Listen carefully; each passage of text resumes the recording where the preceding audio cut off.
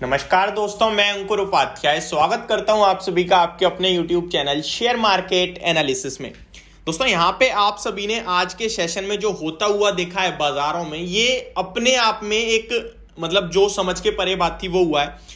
लेकिन ये हुआ क्यों है, इसका रीजन सामने आ गया है। जापान ने बड़ी अनाउंसमेंट कर दी, बड़ा धोखा दे दिया और ये सारी की सारी जो चीज है वो आपको जापान की वजह से होते हुए दिखा है। जापान ने ऐसा क्या किया है जो बाजारों में ग्लोबली गिरावट आ गई है। देखिए, मैंने आप सभी के साथ जो पहली वीडियो शेयर करी थी, मैंने आपके साथ क्या कहा कि भाई डाउ फ्यूचर्स जो केवल 60 पॉइंट्स डाउन थे सुबह 8 बजे तक, वो अचानक से 9 बजे 200 पॉइंट्स डाउन हो जाते हैं।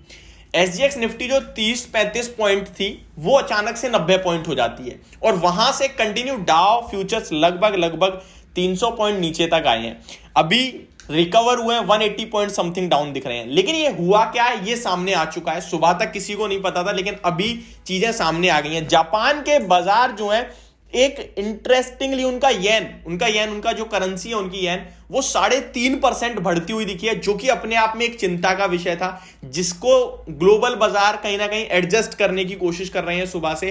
प्लस ऐसा भी लग रहा है कि जापान के बाजारों में बॉन्ड यील्ड्स में खरीदारी हुई है। इसको समझाने की कोशिश करता हूं, ये बॉन्ड यील्ड में खरीदारी का संकेत नेगेटिव क्यों है बाजार के लिए। अब आपको मैं बताऊं, जब कोई भी सरकार बॉन्ड यील्ड खरीदती है या उसको फोकस में लाती है, दैट मींस उसको इक्विटी मार्केट पे कम ट्रस्ट है। इक्विटी मार्केट से लिक्विडिटी बाहर आ रही है और बॉन्ड यील्ड में जा रही है, और जब मार्केट से पैसा ही बाहर जाएगा तो अपने आप में नेगेटिव हो जाएगा। तो ये कुछ मेन रीजंस बताए जा रहे हैं जिसकी वजह से आज आपको गिरावट देखने को मिल रही है पूरे ग्लोबली बाजार में। बट अब कहीं ना कहीं शांति हो गई है। जो आपने फॉल देखा सब एडजस्ट हो गया, खबर सामने आ गई। बाय ऑन रूमर्स, इनफैक्ट यहां तो रूमर्स भी नहीं था, यहां उल्टा है, बाय ऑन ये सेल ऑन रूमर्स था।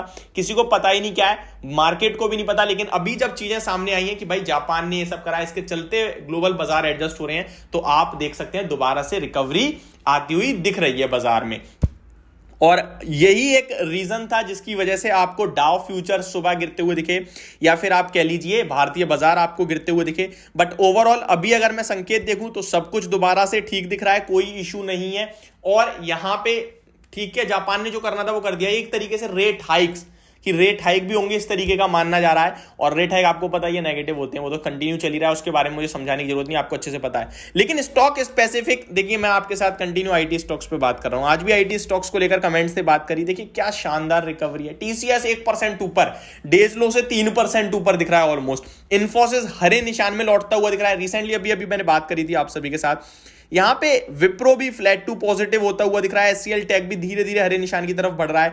टेक महिंद्रा की बात करें तो टेक महिंद्रा भी देख लेते हैं कहां ट्रेड कर रहा है। ओवरऑल सिंपल सी बात है, अगर आप शेयर बाजार में अच्छे स्टॉक्स के साथ बने रहोगे तो आप कभी लॉस नहीं लोगे। यहां पे अभी स्टॉक स्पेसिफिक मैं आपके साथ बात करूं, उससे पहले मार्केट को समझना होगा। देखिए, मार्केट में एक स्प्रेड हमने अपने आज टेलीग्राम पे डाली है, जो ₹1 तो इनिशियली फायदा दे रही थी 1 पॉइंट का, लेकिन अभी वो अराउंड 5 to 10 रुपीज का प्रॉफिट दे रही है, यानी कि वो ऑलमोस्ट 10 टाइम्स हो गया है। तो ये पॉइंट कम लग रहा है, लेकिन स्प्रेड इसी प्रकार का होता है जहां आपका लॉस होता ही नहीं है, पॉइंट्स लिमिटेड होते हैं बट वो सेफ होते हैं। तो जब हमने बनाया था तो ₹1 पॉजिटिव में थे, अभी तो वो ₹10 करीब हो गया। तो ये बहुत शानदार खेल खेल गए। एक 18,200 का हमने पुट सेल भी अपने खुद के क्लाइंट्स को दिया था, बट ठीक है वो छोड़ते हैं, वो कहीं दिया नहीं तो बोलने का मतलब नहीं बनता। अभी बात करें अगर मार्केट की, तो यहां से बाजार में ज्यादा तेजी की उम्मीद भी मत करना आप, मैं ये भी बता दूं। हो सकता है आज अमेरिका के बाजार आपको उछाल मारते हुए दिखें, जिसकी वजह से कल हम भी एक गैप अप ओपनिंग दे दें, बट एज ऑफ नाउ अभी फिलहाल आपको कोई कैरी फॉरवर्ड नहीं करना है, शॉर्ट ना लॉन्ग, सिंपल। अगर आप ट्रेडर हो, कोई पोजीशन कैरी करनी ही नहीं है। रीजन देखिए, आज जो जापान ने किया है वो एक एक्सेप्शनल केस था, उसकी वजह से बाजार गिरे। अभी चीजें सामने आई हैं तो रिकवरी बन रही है। अब ये रिकवरी टिकाऊ है नहीं है वो सुबह ही पता चलेगा कल।